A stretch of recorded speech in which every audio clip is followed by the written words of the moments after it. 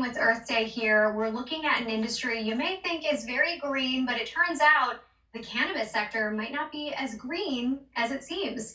A new study revealed that increasing demand for cannabis is contributing to a surge in greenhouse gases, but there's hope for a more sustainable future for cannabis. Cheddar's Chloe Aiello visited a medical marijuana producer in Maryland to take a look at how one company is going more green.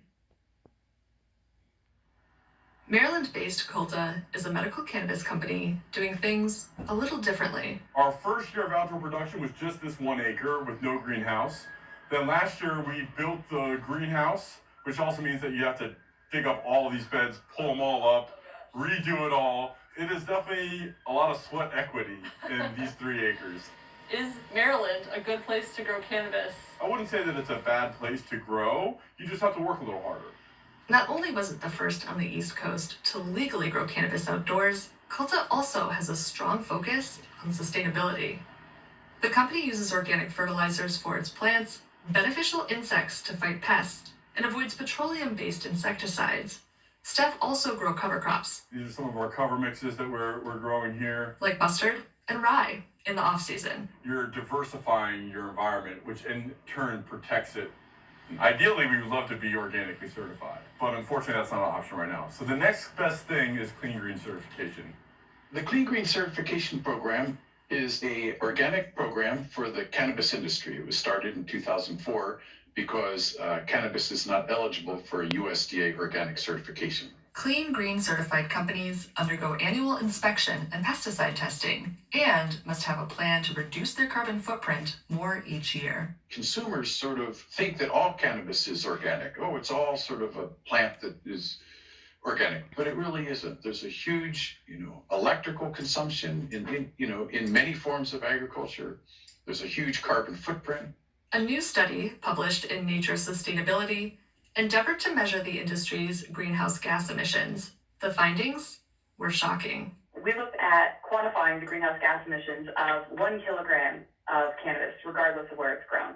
And depending on where it's grown in the U.S., it's anywhere from 2,200 to 5,200 kilograms of CO2 equivalent, which is a lot. According to the study, HVAC, heating, ventilation, and air conditioning, followed by high-intensity grow lights, were the biggest energy hogs in indoor cultivation. What do you hope a study like this that kind of underscores these existing problems with the industry will accomplish in the long term? I don't think that we can't improve from where we're at. It's just a matter of understanding where the big sources of greenhouse gas emissions come from and how we can move forward to reduce those. Colta sources about half of its cannabis from its Clean Green certified outdoor grow.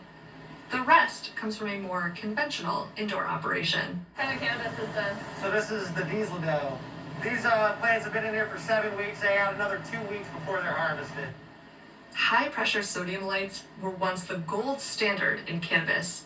They're cheaper, but burn hotter than LEDs, and require about twice as much work from the HVAC system. HVAC on this side compared to next door, the very second you cross that threshold to next door, the silence comes immediately. You can hear the difference. Yeah, you can actually hear me. Colta's indoor cultivation facility is not Clean Green certified, but the company has an ambitious plan to get its operation to net carbon neutral in 10 years. It involves migrating entirely to LED lighting and introducing a water-based heating and cooling system, among other things. These changes won't be cheap.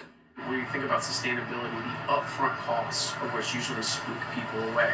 But when you begin to take a more long-term perspective, looking at your costs over time, sustainability actually starts making sense.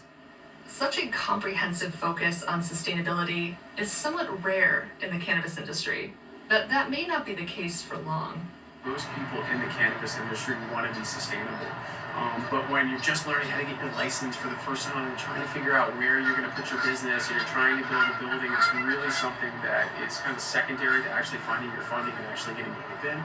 But I think you're going to see this industry much more quickly than others migrate to a sustainable footpath, and that's because our customers demand it. For Cheddar News, I'm Chloe Aiello.